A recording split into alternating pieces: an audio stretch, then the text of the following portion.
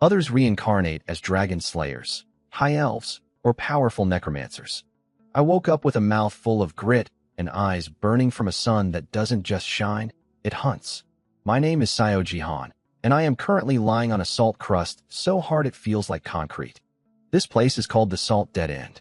It's a godforsaken patch of white wasteland on the edge of a kingdom that forgot we exist. The air tastes like dust. The ground is a literal poison that kills every green thing it touches. As I struggled to stand, a screen flickered in my vision. No, it wasn't a level-up system. It was a cold mechanical interface of a manager. System notification role: assign master of the salt pan. Current status: near dehydration. Crystallization index 0.01%. Total failure. I looked around. This wasn't a village. It was a graveyard for the living. 63 people. That's all that's left of the workforce. Half of them are too weak to stand. The others are scraping the ground with rusted shovels, trying to collect raw bitter salt that's 40% sand and 100% useless. I checked my inventory, or rather the village's ledger. The numbers were a death sentence. Population 6328 capable of labor. Water 3 days, strict rationing. Food 4 days. Moldy grain. Tools 12 broken shovels for leaking buckets. Infrastructure 1 semi-functional evaporation pad. The system didn't give me a sword. It gave me a directive. Turn death into utility. Salt is not a resource. It is the infrastructure of power. Hey kid, stop staring at the sun or you'll go blind before noon. A voice rasped. It was Old Man Joe, the lead scraper. His skin looked like tan leather, cracked and white with salt. He was holding a ladle over a barrel that was almost empty. We're out of water by Tuesday, Jihan, he whispered, his eyes hollow. The royal caravan skipped us again. They think we're already dead. Maybe they're right. I didn't answer. I looked at the ground. My system was pulsing. If I didn't raise the crystallization index, I'd be the 64th corpse. The index wasn't about how much salt I had. It was about how much of this wasteland I could force into a cycle of survival. Old Man Joe, I said, my voice cracking. Stop scraping that dirt. It's useless. We need to find the heart of the salt pan. The what? You've got sunstroke, boy. Get back to the shade. He grumbled. I ignored him. I spent my first 10 system points, the only starter gift I had, on a subsurface mineral scan. My vision turned blue. Lines of heat and moisture pulsed beneath the blinding white surface. There, 50 m to the west, under the heavy salt crust, sat a pocket of ancient moisture, a forgotten system from a civilization that knew how to tame this desert. But there was a problem. A big one. The cistern was directly beneath evaporation pad number 3. It was the only pad we had left that actually produced clean salt. If I broke it to get to the water, we'd have zero income. No salt meant no trade. No trade meant the next caravan wouldn't even stop to check if we were alive. Strategic dilemma. Option A, keep the pad. Produce 5 kilograms of salt. Everyone dies of thirst in 72 hours. Option B, destroy the pad. Access the cistern. Risk total economic collapse. Hand me that pickaxe, I told Joe. What? No. That's the only good pad left, the old man screamed, stepping in front of me. The other workers gathered around, their faces grim. To them, that pad was a holy relic. It was their only hope for a copper coin. If we don't drink, we can't scrape salt, I said, my voice cold. I'm not asking. I'm the master of this pan now. Move. I didn't wait for permission. I swung. The pickaxe bit into the sun-baked clay of the pad. Crack. The workers gasped. Some started to cry. I looked like a madman destroying their only livelihood. I swung again and again, sweat stinging my eyes. The heat was 45 degrees Celsius. Every swing cost me energy I didn't have. System stamina 10%. 5%. On the final swing, the ground didn't just crack. It groaned. A hollow metallic sound echoed from below. I pried the slab upward, and a cool, damp smell erupted from the darkness. Reward unlocked. Ancient reservoir found water supply increased plus 5000 L. Crystallization index 0.8% survival mode active. Water. Someone whispered. Clear cold water bubbled up through the crack. The workers fell to their knees, shoveling the liquid into their mouths with their bare hands. They weren't cheering for me yet. They were just desperate to live. I sat back, my lungs burning. I had solved the first crisis. We had water for a month now, but the cost was heavy. Our only production line was a pile of rubble, and then the system pinged a warning. New problem detected. The scent of moisture travels fast in a dry land. Threat level rising. From the edge of the salt flats, I saw a cloud of dust. Not a caravan. It was moving too fast. Low, lean shadows were sprinting across the white expanse. Salt coyotes. They hadn't smelled water in years, and now they were coming for hours. I looked at my 28 exhausted workers and my 12 broken shovels. Don't get too comfortable drinking, I rasped, grabbing a shard of the broken salt pad. We just put a target on our backs. The coyotes didn't last long.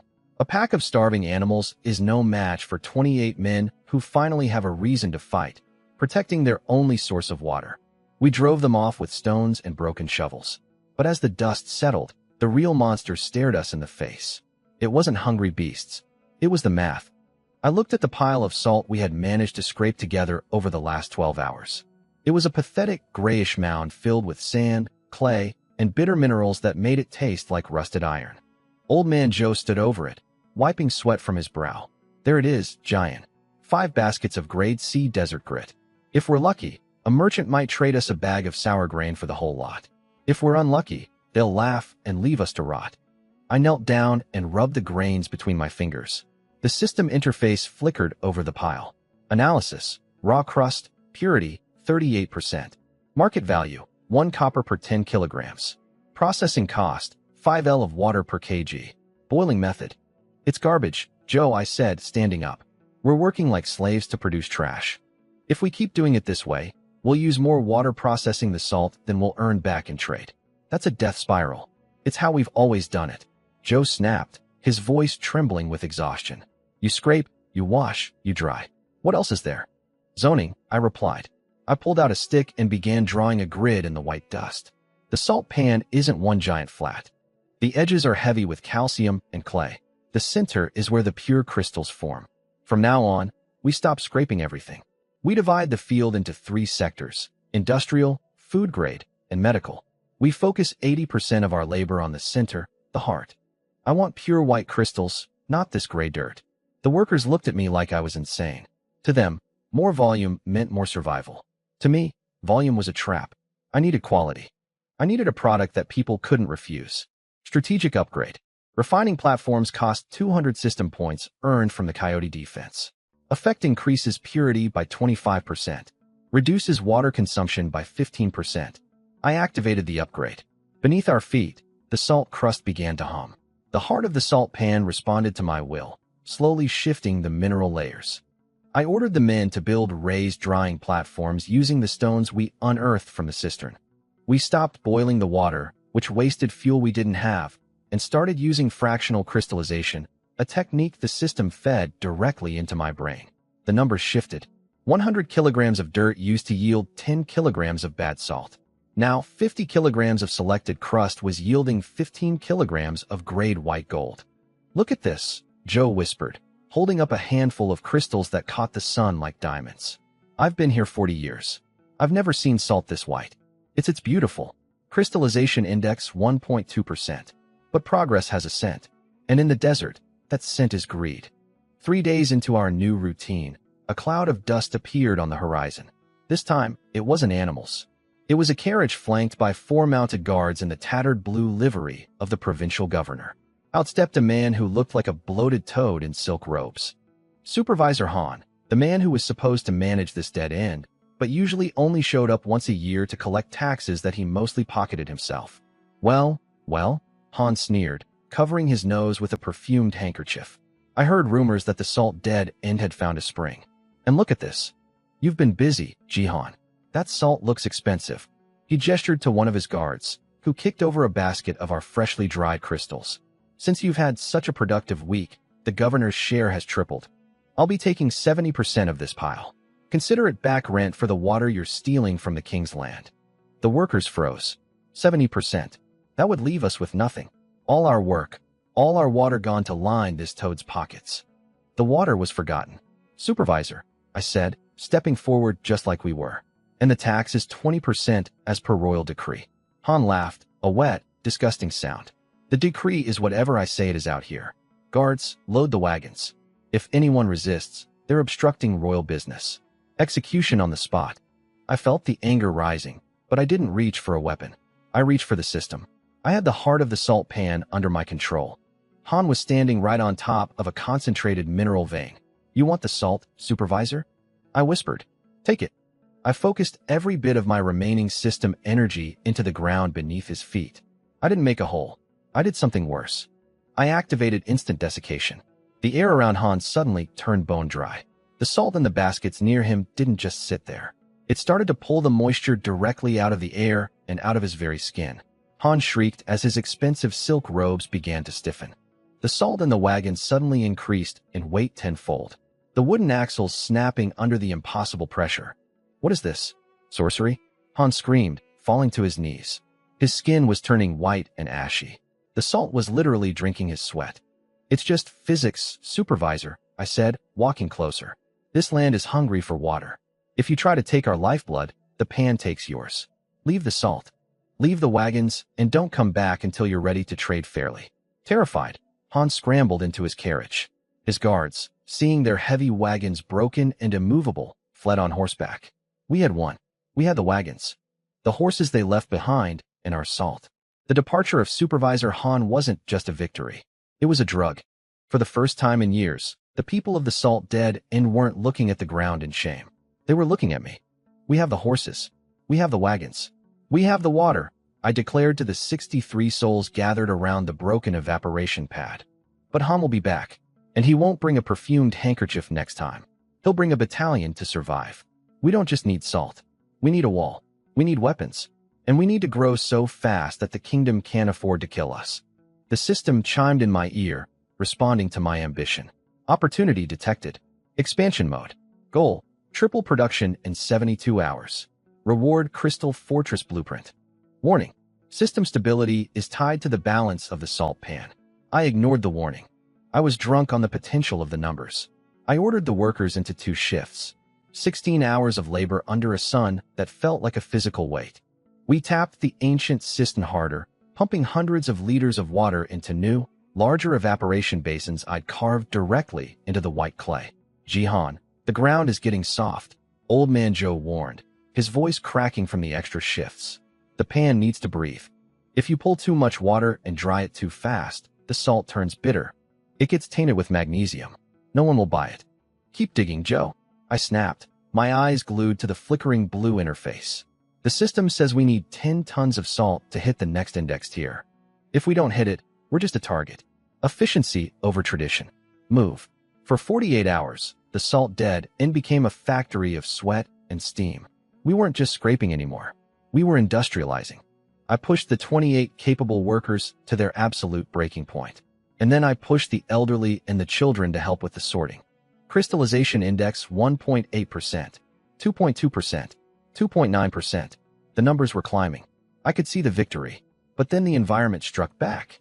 It started with a low rumble, like a titan shifting in its sleep beneath the salt crust. Suddenly, the main evaporation basin, the one I had forced to dry using the system's heat acceleration, began to hiss. The water didn't just evaporate, it boiled. The brine, it's turning black, a worker screamed. I ran to the edge. The salt wasn't white anymore. A dark, oily substance was bubbling up from the cracks. It was a mineral overload. Because I had drained the system too fast, the pressure balance had shifted, pulling up toxic, bitter sediments from the deep crust. Then came the collapse. Crack, boom. The ground beneath the drying platforms gave way. A 20 section of the salt pan simply vanished into a sinkhole. 2 workers, young men who had been my most loyal diggers, disappeared into the slurry of salt and mud. Pull them out. Use the ropes. I yelled, my heart hammering against my ribs. We managed to save them, but their legs were scorched by the caustic, hypersaline sludge. One of them would never walk without a limp again. Our great assault was gone, replaced by 3 tons of bitter, useless gray slush. System alert. Critical failure. Resource depletion system level dropped by 40%. Infrastructure damage 30% of platforms destroyed. Crystallization index dropped to 0.4%. Resource mismanagement. Morale broken. The silence that followed was worse than the roar of the collapse. The workers didn't look at me with hope anymore. They looked at me with the same fear they had for the desert. I had become the very thing I fought. A master who saw them as nothing more than fuel for a machine. Old Man Joe walked up to me and dropped a handful of the black and bitter salt at my feet. You wanted volume, giant. Here it is. A mountain of poison. We have water, but the well is coughing sand. We have salt, but it's too bitter for even a camel to lick. Was it worth it? I sat on the edge of the sinkhole, my hands shaking. The system was cold. It didn't care about the injured man. It only cared about the index. I realized then that the master of the salt pan wasn't a title of power. It was a leash. If I only looked at the numbers, the pan would consume everything, including me. No, I whispered. It wasn't. I spent the next night not at the command interface, but in the infirmary tent, helping Joe bandage the chemical burns on the workers' legs. I used my remaining system energy not to refine salt, but to purify the brine in the remaining small pools, slowly turning the bitter black back to clear blue. I had lost 3 days of work. I had lost the trust of my people. I had lost the momentum I needed to face the kingdom. Lesson learned. The cost of greed. New perk unlocked. Sustainability over side effect. You can now see the stress level of both the land and the people. As the sun rose on the 4th day, we were back to basics, smaller batches, better care. I watched the stress bar on the workers' profiles, ordering them to rest the moment it turned yellow. The growth was slower, but the salt was purer than ever. But my failure had left a hole in our defenses. Supervisor Han wasn't coming back with a battalion, yet he didn't need to. He had simply told the merchant guilds that the salt dead end was producing poisoned, bitter salt. Now we had water. We had clean salt, but we had no one to buy it. We were a fortress made of gold that no one wanted to touch. We need a witness, I told Joe as we looked at our modest, perfect pile of white crystals. We need someone whose word is worth more than Han's lies. Someone who can see that our salt isn't just a seasoning, but a miracle.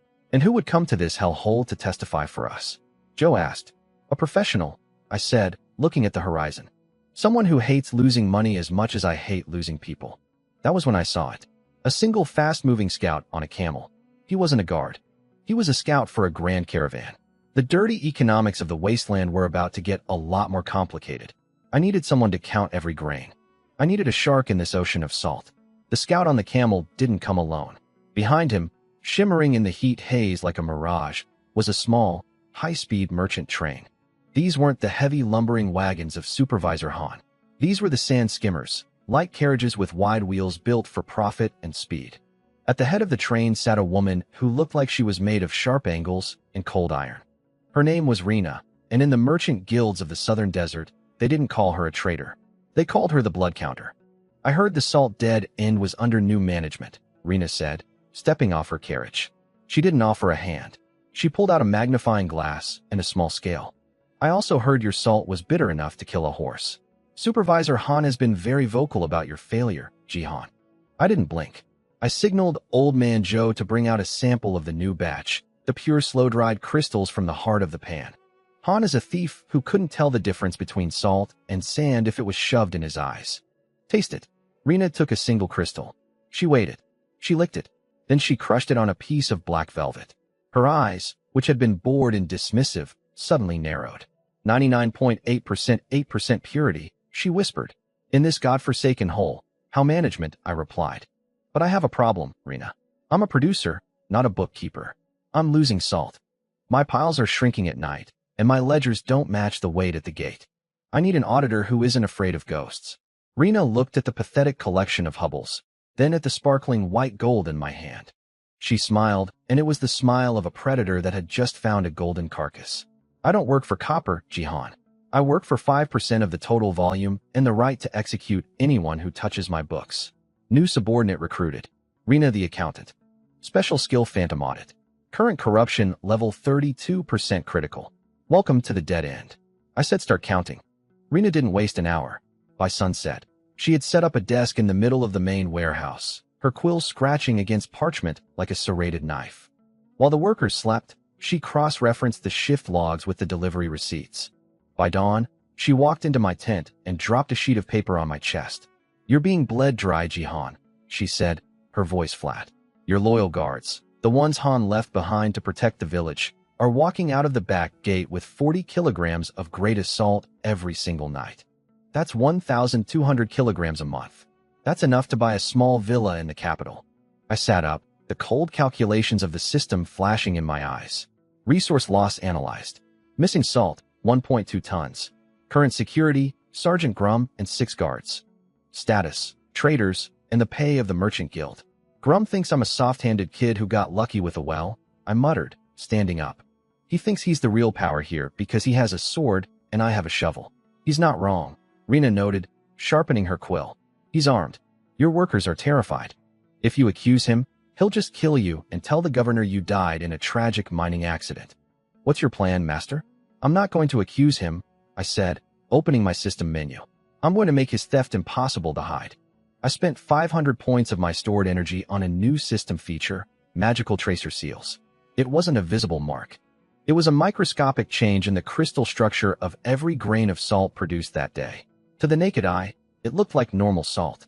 But through my interface and through a special lens, I could craft the salt glowed of vibrant neon blue. Joe, Rena, gather everyone, I shouted, walking into the center of the village square. Sergeant Grom was there, leaning against a post, his hand resting lazily on the hilt of his blade. He was a big man, scarred and arrogant. He looked at me with a smirk that said he knew exactly what was in his private stash under the barracks. Is there a problem, Master Giant? Grom asked, his voice dripping with fake concern. Is the sun too hot for you today? The salt is vanishing. Grum, I said loud enough for every worker to hear. Someone is stealing from our children's mouths.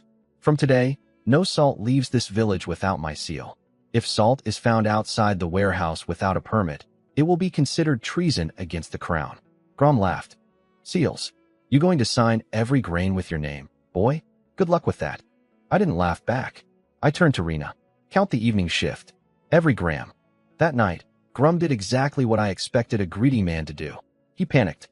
He knew the blood counter was looking for the missing tons, and he decided to move his entire stolen stash at once. He had a private carriage waiting 2 miles out in the dunes. Around midnight, my system alerted me. Sensors triggered. Tracer movement detected. Volume 50 bags 2,500 kilograms.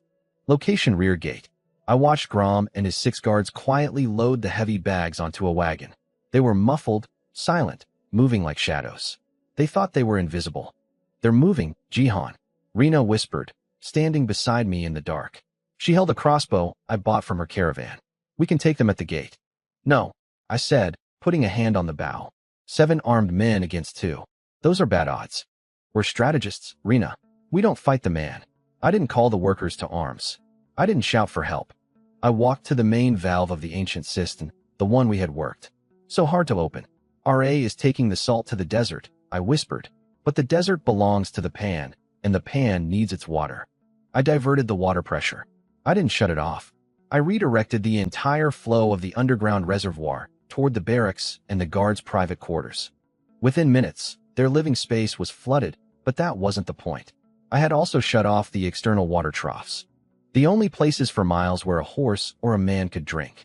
Master Old Man Joe ran up panicked. The water. It's gone from the public tanks. Go back to sleep, Joe, I said, my eyes fixed on the desert horizon. The water isn't gone. It's just being held hostage. Grom and his men made it 3 miles into the salt flats before the heat of the desert night began to cook them. In the salt dead end, even at night, the salt crust reflects the heat trap during the day. You can't travel more than an hour without water before your throat begins to close. And Grum had 0 water. I had sabotaged their canteens before they left. They'll turn back, Rena said, checking her pocket watch. They have to, I replied. But when they do, they won't be guards anymore. They'll be thirsty thieves. 2 hours later, a pathetic sight appeared on the edge of the village. Gro and his 6 men were stumbling back, their horses foaming at the mouth, their own tongues swollen. They were dragging the wagon of stolen salt, too weak to even pull their swords. They collapsed in the village square right in front of the empty water tank. Water, Grum wheezed, his face red and peeling. Give us water. I walked up to the wagon and pulled out my magnifying lens. I held it up to the bags. Through the lens, the salt glowed with a blinding blue light. The workers, who had been woken by the noise, stared in awe as the stolen goods were revealed. 50 bags, Sergeant, I said, looking down at him. That's a lot of salt for a man who claims he's just patrolling. Please. Grom reached for my boots. The heat, it's burning, Rena, I said. What is the penalty for stealing royal resources in a time of crisis? Exile without water, she said, her voice like ice or permanent labor in the deep pits.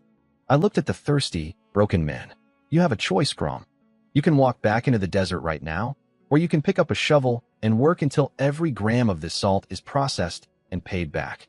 But if you ever touch a sword again, I'll turn the pan against you myself. Morale increased. Plus 40% security status stabilized internal. Grom and his men chose the shovel. We had the guards under our thumb. We had our salt back, and the workers finally saw that I could protect what they built. But as Rena began to log the recovered bags, her face went pale. She looked at a letter she had found in Grom's pocket. A letter he hadn't had time to burn. "Jin," she whispered, "we have a problem." Grom wasn't working for Supervisor Han. Who then? The Great Desert Merchant Guild.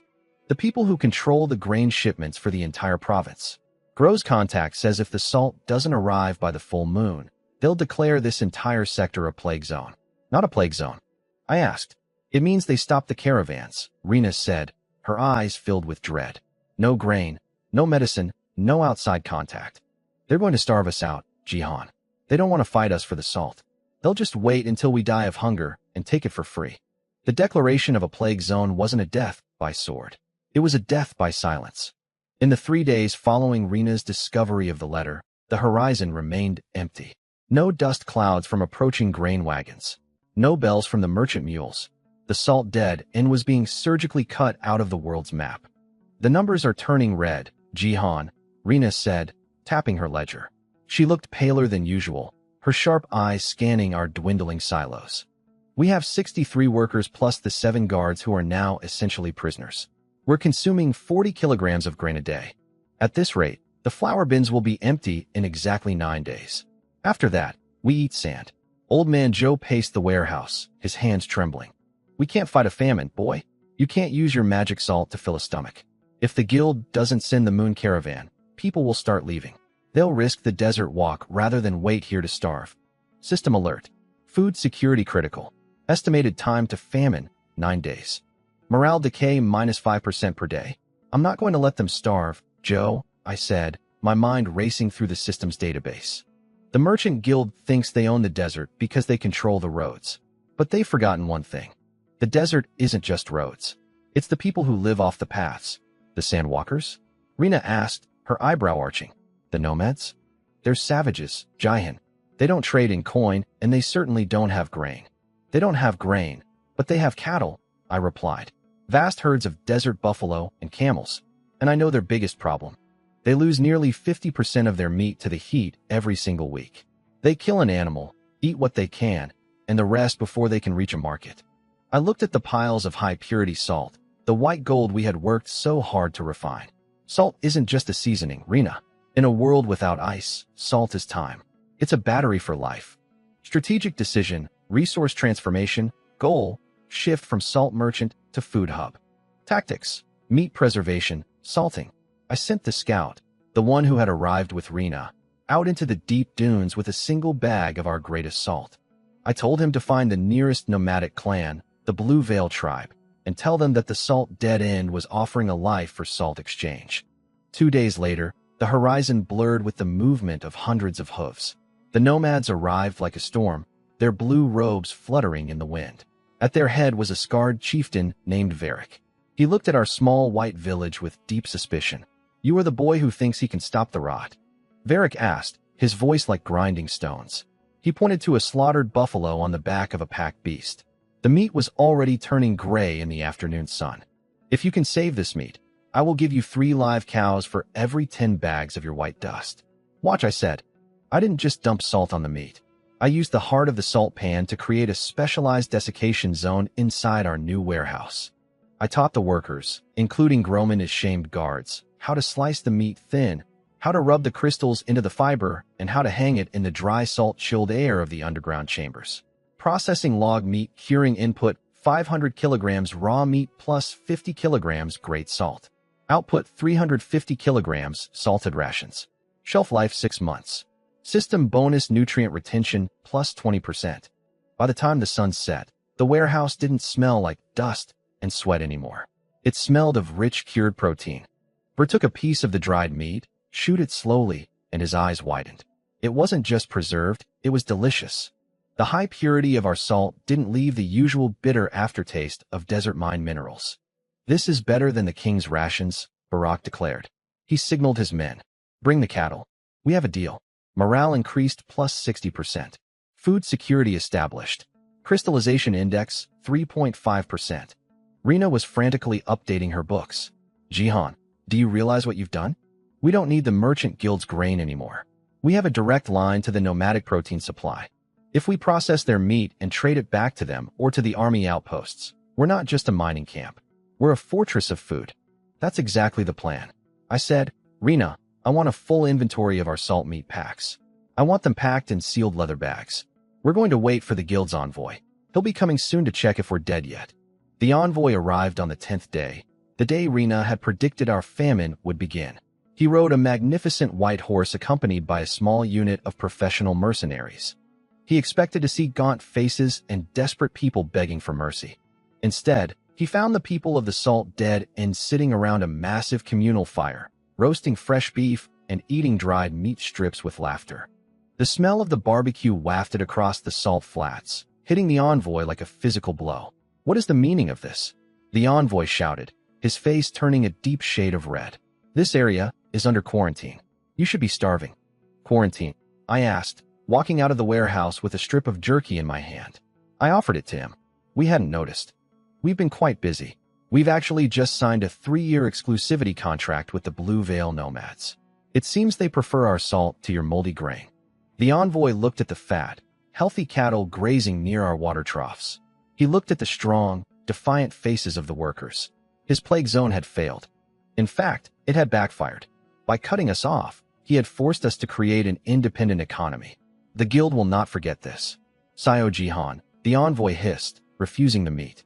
You think you can survive on meat alone? You need tools, you need cloth, you need wood. I have the salt to buy all of those things from anyone who isn't a member of your guild. I replied, my voice cold. And starting today, my price for salt to your guild has tripled. If you want it, you'll pay in lumber and iron. Or you can explain to the capital why the price of salt in the city has gone up 500%. The envoy fled, his horse kicking up a cloud of white dust. We had won the first trade war. Reward food independence. New system unlock. The salt architecture effect. You can now use salt mineral composites for construction. Rina walked up to me, her ledger tucked under her arm. We've survived the hunger, Jihan. But you've just humiliated the most powerful economic force in the province. They won't use grain next time. They'll use steel. I know, I said, looking at the workers who were now stronger and more loyal than ever. That's why we're going to stop living in these wooden shacks.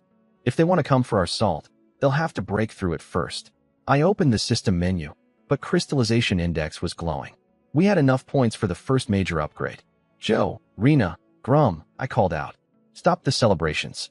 The dead end is over. Tomorrow we start building the salt fortress. New problem detected. Regional attention. The king's tax collectors and military scouts have heard of the meat gold of the desert. Threat level high. The sun was a white-hot hammer, and beneath it the vanguard of military Lord Qasim looked like a shimmering snake of steel. 100 heavy cavalrymen. These weren't the starving, desperate men of the salt dead end. These were professionals, men who ate 3 meals a day, wore boiled leather and iron plate, and rode horses that cost more than our entire village used to earn in a year. They'll be here in 20 minutes, Jihan, Rina said, her voice tight as she peered through a copper telescope. They aren't even slowing down. They expect us to open the gates the moment they see their banners. In their eyes, we're just squatters in a fancy sand castle. Let them think that, I said. I was sitting cross-legged on the ramparts, my eyes closed, my mind deep inside the heart of the pan. To a normal person, the white ground outside our walls was just a flat expanse of salt. To me, it was a circuit board. I had spent 3,000 purity points to prime the area. I wasn't building walls anymore. I was building a chemical nightmare. Defensive project. The salt light perimeter. Active agent. Hyper-concentrated magnesium brine. Effect. Rapid oxidation and desiccation. Cost 500 L of water per minute. Active. Grum. I called out. Are the white holes ready? Ready, master? Grum shouted from below. He and 50 workers had spent the last 6 hours digging shallow pits around the fortress, filling them with a slush of raw, untreated salt and a specific mineral catalyst I pulled from the system. We'd covered them with thin layers of salt crust. To the cavalry, it would look like solid ground. Rina, the moment they hit the first line, I want you to signal the nomads. I don't want them to fight. I just want them to stand on the dunes and look like an army. Illusion is 90% of a desert war. The vanguard slowed as they reached the 500-meter mark. A single rider clad in a cape of crimson silk trotted forward. This was Sir Kale, the vanguard commander. He looked up at our shimmering salt rock walls with a mixture of awe and predatory greed. By order of military Lord Qasim, Kale's voice echoed off the white walls. This salt dead end is hereby declared a strategic military asset of the southern province. Open your gates, surrender your stores of meat and water, and your lives will be spared. You have 60 seconds. I stood up looking down at him. Sir Kale, you're trespassing on land granted by royal decree to the master of the salt pan. My people are hungry and my walls are cold. If you want my meat, you'll have to pay the market price. If you want my fortress, you'll have to survive the desert first. Kale didn't even bother to argue. He drew his sword, the steel flashing brilliantly. Heavy cavalry. Charge. Break the gates.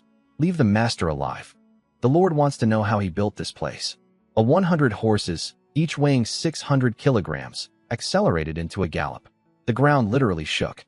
Inside the walls, I could see the terror in my workers' eyes. They had lived their whole lives being trampled by men like this. Hold, I whispered, my hand hovering over the system interface.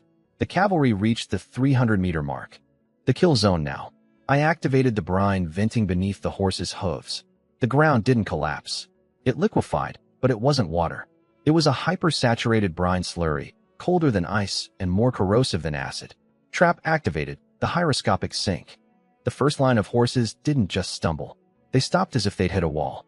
The salt crust vanished, replaced by a thick white mud that instantly began to pull every drop of moisture out of anything it touched. The horses screamed as the caustic salt hit their sensitive hooves. But the real alchemy was the rapid oxidation. My armor. One soldier screamed. It's glowing. The system-enhanced salt reacted with the iron plates of their armor. In a world of normal physics, rust takes years.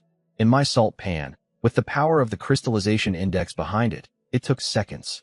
The rivets on their breastplates turned to orange dust. The joints of their greaves seized up as the metal expanded and flaked away. System log.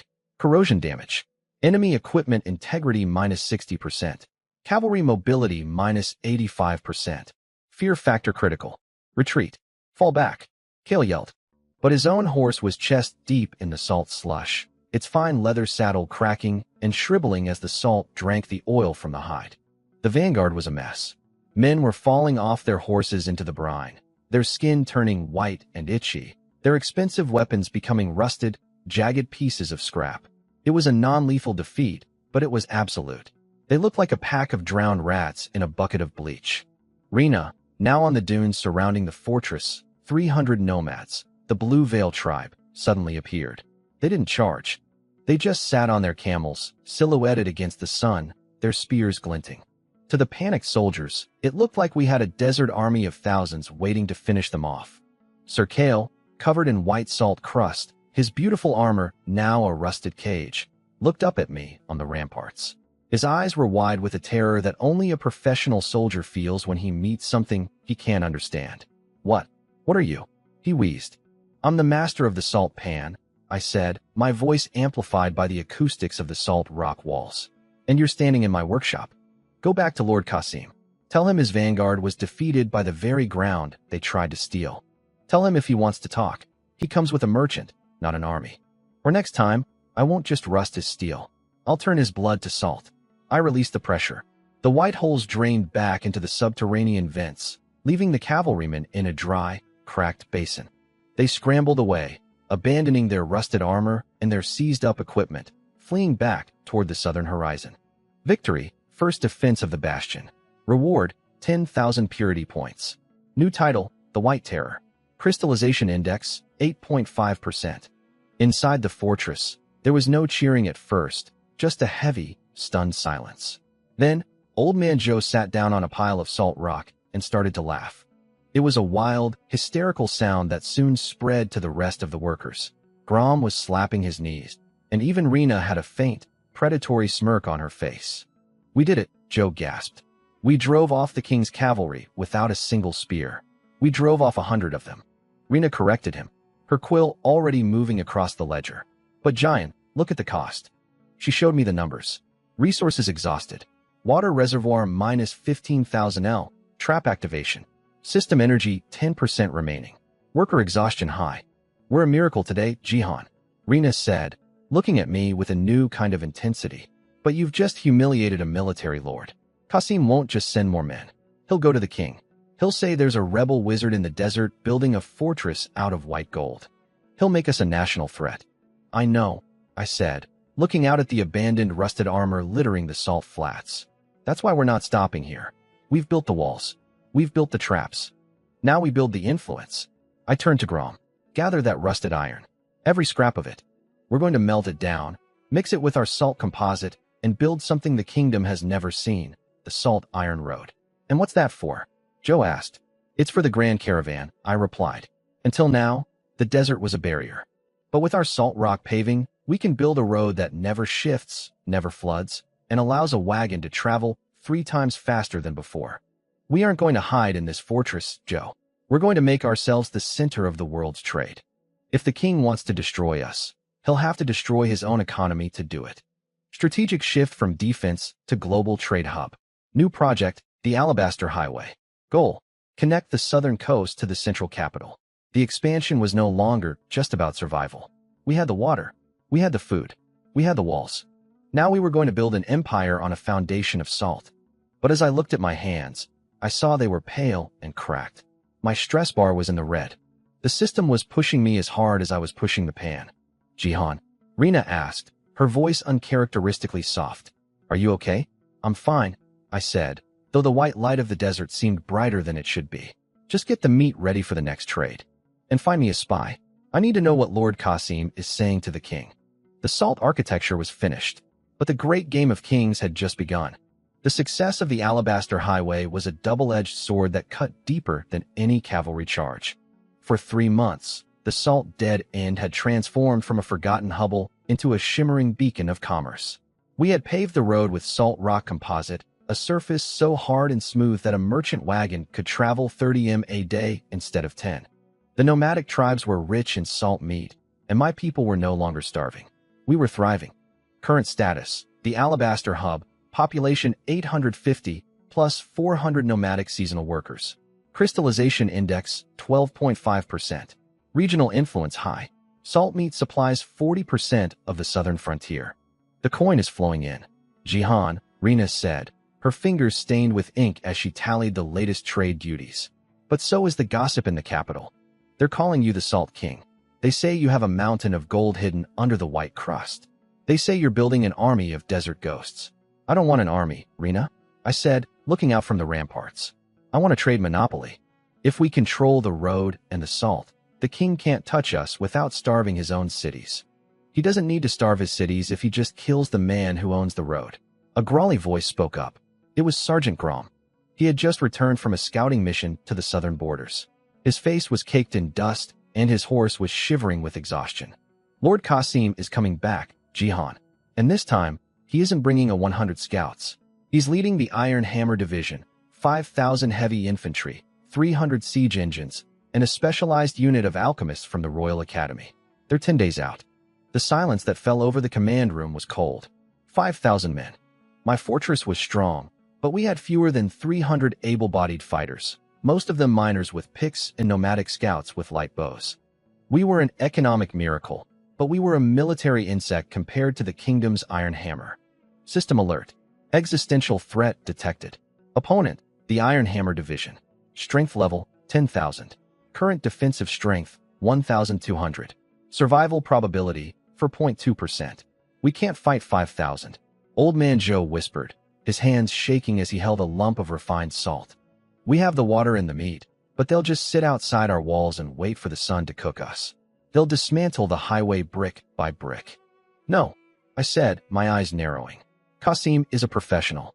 He knows that a long siege in this desert will kill his men before it kills us. He wants a quick, decisive strike. He wants to break our walls and hang me from the highest tower as a warning to anyone else who thinks they can build their own kingdom. But the military wasn't the only problem.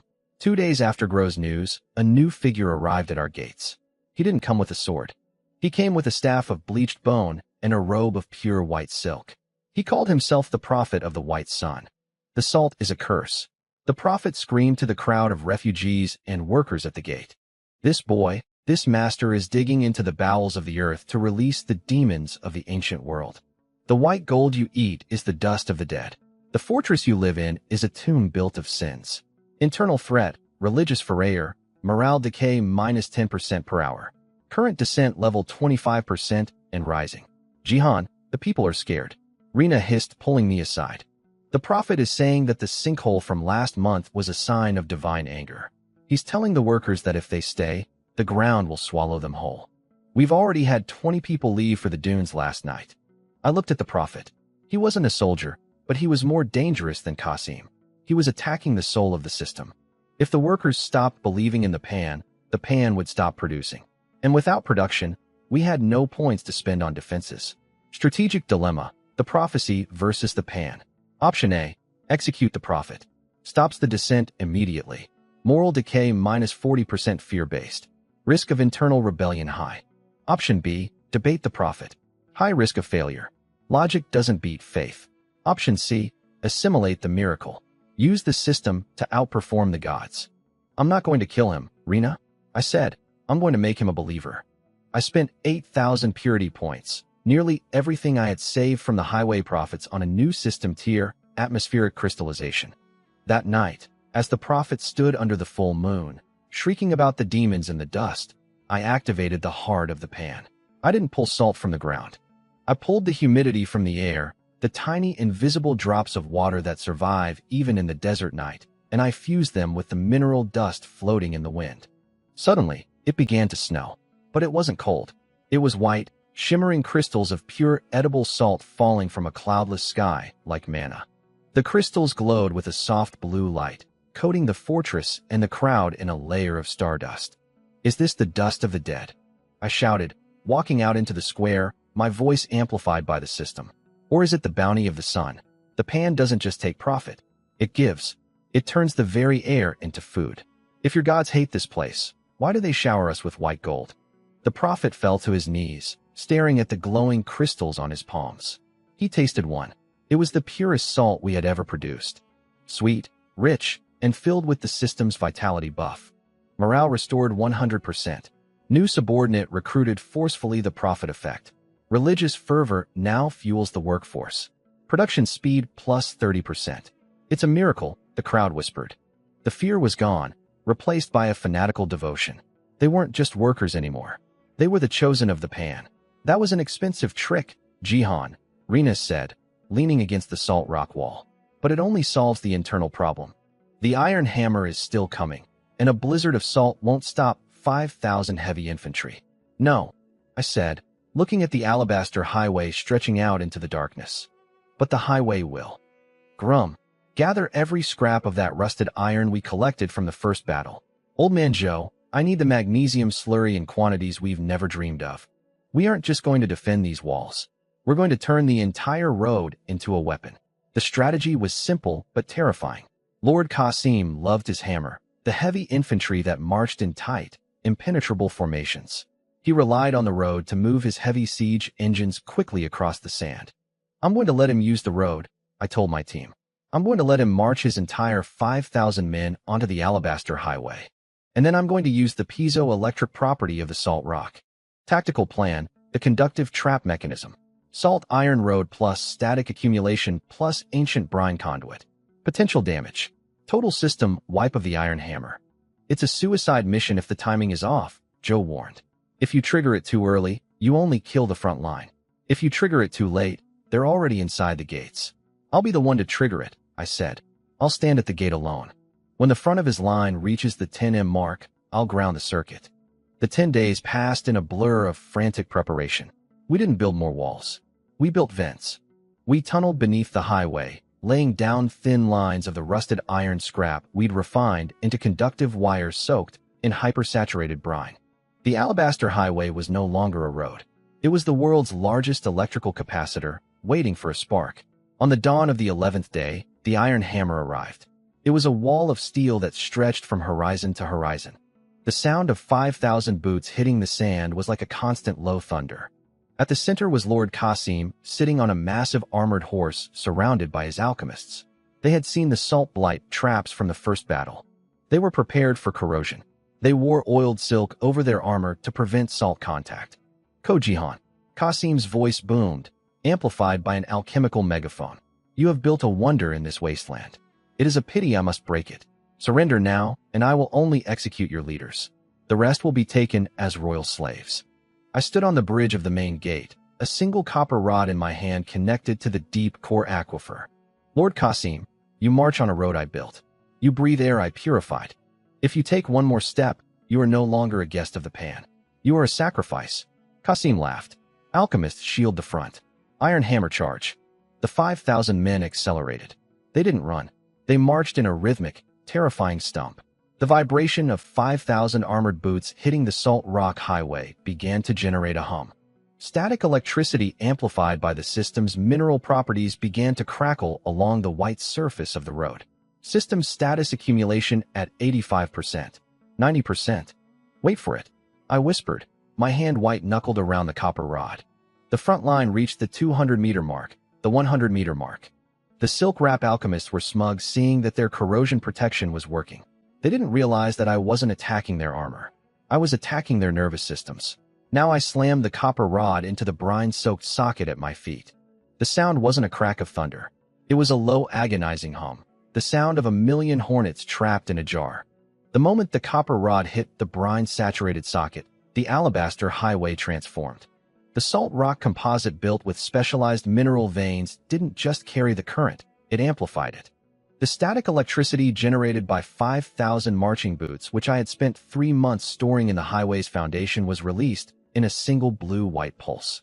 System log piezo electric discharge voltage 5,000 V distributed.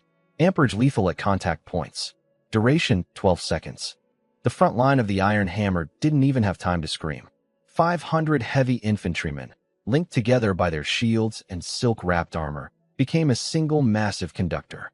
The blue lightning arced from shield to shield, turning their impenetrable wall into a glowing, convulsing cage of steel. Kasim's alchemists tried to react. I saw them frantically waving their bone-white staves, trying to ground the energy into the sand, but the sand was dry, and my brine conduits were deep. I was attacking them from the soles of their boots upward. The silk. Kale, the vanguard commander from the first battle, shouted from the rear. It's not stopping the hum. The salt in the air is making the silk conductive. He was right. I had spent 8,000 points on that salt blizzard for a reason. Every soldier in that 5,000-man army was covered in a layer of microscopic hyper-pure salt crystals. They weren't just soldiers anymore. They were 5,000 lightning rods. Casualty report. Iron Hammer Division incapacitated. 1,800 equipment destroyed. He used 3,200 sets. Command integrity shattered. But the trap had a price, a heavy one. I felt a sharp metallic tang in the back of my throat. The heart of the pan was screaming. To maintain that level of output, I was draining the very mineral essence of the salt bastion. Warning. System overheat. Infrastructure damage. 40% of the alabaster highway is melting. Crystallization index dropping. Mineral depletion. Purity points 0. Jihan. Stop it. Rena's voice reached me over the roar of the ozone. She was pointing at the road. The highway is liquefying. We're burning away 3 months of profit in 10 seconds. I didn't stop. I couldn't. If I let go now, the remaining 3,000 infantrymen would walk over the bodies of their comrades and tear us apart. I pushed the rod deeper, my hands beginning to blister from the heat. Another 5 seconds. I warred. I'm not just stopping them. I'm melting their resolve. Finally, the hum died down. A heavy ozone-tinted silence fell over the desert. The alabaster highway, once a pristine white ribbon, was now a scorched, steaming ruin. Thousands of soldiers lay on the ground, alive, but unable to move their muscles, their armor glowing a dull, heated red. Lord Kasim was still upright. His armored horse had died instantly, but his personal alchemists had sacrificed their own staves to create a small void bubble around him. He stood in the middle of a sea of his fallen men, his face pale, his eyes fixed on me. You are a monster, Sio Jihan. Kasim whispered, the alchemical megaphone still carrying a shaking voice. You didn't just defeat an army. You destroyed the finest division in the kingdom with a road. I told you, Kasim, I said, stepping off the gate bridge, my legs trembling. You were never my guest. You were a sacrifice. Now look at your men. They're breathing. They're alive, but they have no armor. No weapons, and no road to carry them home. If you want them to live, you'll sign the Treaty of the White Sun Strategic Victory. The Iron Hammer is neutralized. The treaty was a masterpiece of strategic humiliation. Kajin didn't just agree to a ceasefire. To save his men from dying of thirst in the deep dunes, he had to surrender 70% of his division's remaining supplies, grain, iron, and horses. More importantly, he had to sign a document recognizing the Salt Dead End as an autonomous trade dush, answerable only to the king and free from provincial taxes. Rewards sovereign status unrecognized, but de facto crystallization index 15%. New peak new subordinates 200 captured Iron Hammer craftsmen. But as the remains of the Iron Hammer limped away, leaving their scorched armor behind, the reality of the victory set in. Rena walked up to the edge of the shattered highway and kicked a piece of melted salt rock. It crumbled into gray dust. We won the war, Jihan. But look at our books. We've used up every spare liter of water. The miracle snow used up our mineral reserves and the highway. It's going to take 6 months and 50,000 points to rebuild. We don't need to rebuild it yet, I said, leaning against the cold salt rock wall. We have something better now. What? We have their fear, I said, and we have their iron. I pointed to the thousands of sets of fused, scorched armor littering the road. Grum, start the furnaces. We're not just a salt mine anymore. We're the only place in the southern province with 3,000 tons of high-grade military steel. We're going to build a new road, a salt-steel hybrid that won't melt. New project, the Titan Path. Goal, rebuild the highway with armor composite effect. Permanent defense plus high-speed logistics. But the new problem arrived faster than I expected. That evening, as we were tallying the spoils, a small black bird, a royal messenger hawk, landed on my shoulder. It carried a cylinder made of solid gold. Inside was a scroll written in the king's own hand. Jihan, Rena whispered as I read it. What does it say? It's not a tax demand, I said, my blood turning cold. It's an invitation. The king has heard that I can summon lightning from the earth and feed a city with stardust. He's not sending an army this time. He's sending the Royal Inquisition of the High Arcana. The Inquisition? Old man Joe gasped. Those are the people who cleanse anything they can't control. If they find out about your system, they'll dissect you like a desert lizard. New threat detected. The Royal Inquisition objective: seize the heart of the pan and eliminate the heretic master. Estimated arrival 14 days. They think they're coming for a heretic, I said, looking at my blistered hands and then at the shimmering fortress I had built from nothing. But they're coming to a place where every grain of sand is a censer and every drop of water is a weapon. I turned to my team. The prophet, who was now leading the workers in prayer shifts to boost production. Grom, who was refining the captured steel. Rena, who was already calculating the cost of a war with the crown. We've survived the hunger. I said we've survived the greed of merchants. We've survived the hammer of the military. Now we're going to survive the gods themselves. Final preparation initiated. Goal: subvert the Inquisition risk. Total destruction of the province. The siege of White Gold had ended, but it was just a prelude. I had 14 days to turn my fortress into a trap that even an inquisitor couldn't escape. My stress bar was blinking red. My body was at its limit. But as I looked at the index 15%, I saw a new unlockable tier. New power unlocked. Salt mined over link effect. Direct control over every subordinate within the salt perimeter. Rena, I said, my voice sounding distant, even to myself. Prepare the books. I want the Inquisition to see exactly how much money the king will lose if this place stops breathing. We're not going to fight their magic with magic. We're going to fight their magic with economic despair. The Salt Dead End was no longer a dead end. It was a throat, and I was the one with my hand on the windpipe of the kingdom. I stood on the highest tower of the Crystal Bastion, looking out at a world I had reshaped. The desert wind was still hot, but now it carried the rhythmic clank clank clang of 300 captured blacksmiths working the furnaces. Others see a wasteland, I whispered, opening my system interface for the final tally of the month. I see a ledger that finally balances status. The salt douche of the Dedendy population: 1,250-63 originals, 400 refugees, 300 Iron Hammer captives, 487 nomadic traders. Resources: water infinite deep core aquifer. Food 12 months salted protein reserves. Steel 3,100 tons recycled royal armor. Currency 50,000 gold sovereigns. Trade duties Infrastructure Fortress Level 2 Salt Rock Bastion Thermal Regulated Road The Alabaster Highway, currently under salt iron reconstruction crystallization index 16.5%. Not bad for a guy who started as a puddle in a salt flat, Rena said walking out beside me. She didn't look like a dusty accountant anymore. She wore silk dyed in desert indigo, and her ledger was bound in high-grade lizard leather. But Jihan, we're out of purity points. Every scrap of energy you had went into that lightning trap. If the Inquisition arrives tomorrow, you can't even summon a sultry. I know, I said. That's why I stopped being a miner and started being a king. I looked down at the main square. The prophet was leading 1,000 people in a silent, synchronized ritual. They weren't just praying, they were vessel linking. Through the salt mind overlink, I could feel the heartbeat of every person in the fortress. They weren't just subordinates. They were a biological processor. Their collective focus was recharging my system energy at a rate of 500 points per hour. System recharge 85%. 90%. Grum. I called out to the square.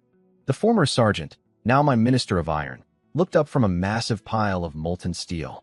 Master, the first 10 miles of the salt iron road are set. It's harder than diamond and reflects 90% of the sun's heat. We can move a legion to the capital in 3 days. Good, I said, because the king isn't the one I'm worried about anymore. The horizon didn't turn dusty. It turned white. On the 14th day, the Royal Inquisition arrived. It wasn't an army. It was a single massive carriage made of floating white marble pulled by 6 spectral desert lions. Surrounding it were 12 inquisitors and masks of solid gold. They didn't march. They levitated an inch off my alabaster highway, as if the ground I built was too filthy for their feet. Threat detected. The High Inquisition leader, Grandmaster Valerius. Power level undetectable by current system tier. I met them at the Great Gate. I stood alone, unarmed, wearing nothing but a simple white robe of salt-spun fiber. Valerius stepped out of the marble carriage. He didn't look like a priest. He looked like a living statue. He didn't look at my walls. He didn't look at my steel. He knelt down and touched the salt iron road with a finger encased in a silver thimble. This isn't alchemy, Valerius whispered, his voice vibrating in my very marrow. And this isn't magic. This is evolution. It's just salt, Grandmaster, I said. And a bit of hard work. Do not lie to the crown, Sio. Jihan, Valerius said, standing up. His eyes were void black. We have analyzed the stardust you gave the people. It doesn't just feed them. It rewrites them. Your workers have 30% higher bone density. Their blood carries more oxygen. You aren't building a trade hub. You are breeding a new race of humans who can survive where the kingdom cannot. Warning, secret objective revealed. The kingdom doesn't want the salt. They want the biological salt code. I'm building a future where no one has to die of thirst. I replied, if the king wants that future, he can buy it. If he tries to steal it, he'll find that salt is very hard to swallow. Valerius smiled, and it was a cold, terrifying sight. The king is a fool. He thinks you are a rebel. I know what you truly are. You have found the ancient heart of the Leviathan. You are digging up the remains of the god that created this desert. Suddenly, the ground beneath the fortress didn't just shake, it inhaled. A massive, deep-frequency groan echoed from the deep core aquifer. My system interface went into a frenzy of red warnings. Critical alert. The heart is awakening. Crystallization index. Force jump to 0.25% emergency tier. New objective. Suppress the Leviathan or witness the end of the province. Valerius looked at the ground, his void black eyes widening with something that looked like hunger. It's happening sooner than the prophecy said. Jihan, the Inquisition didn't come here to kill you. We came here to see if you were the plug or the key. I looked at my hands. They were turning into translucent white crystal. My salt mind overlink suddenly expanded, and I saw through the eyes of every person in the fortress. And then I saw deeper. I saw 1,000 miles beneath the salt flats. I saw a massive slumbering eye miles wide beginning to open. System notification. Final choice. Path 1, the King's Pawn. Surrender the heart to the Inquisition. Path 2, the Salt Sovereign. Consume the Leviathan and become a god of the dead end. Jihan. Rena screamed from the ramparts. The road is cracking. Something is coming up. I looked at Valerius. I looked at my people. And then I looked at the shimmering interface. I'm out of pawn. I whispered, my voice echoing with the power of a 1,000-ton salt grinder. And I'm not a god. I'm the master of the pan, and this is my field.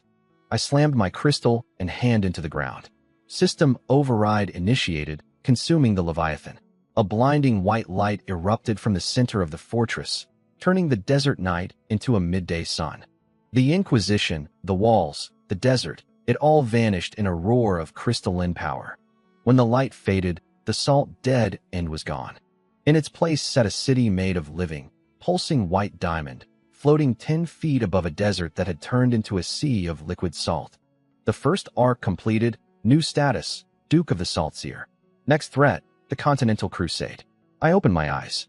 I wasn't in the fortress anymore. I was inside the mind of the desert itself, and I could hear every heartbeat in the kingdom. Rena, I said though she was miles away. Double the prices. We're going to need a lot more gold for what's coming next.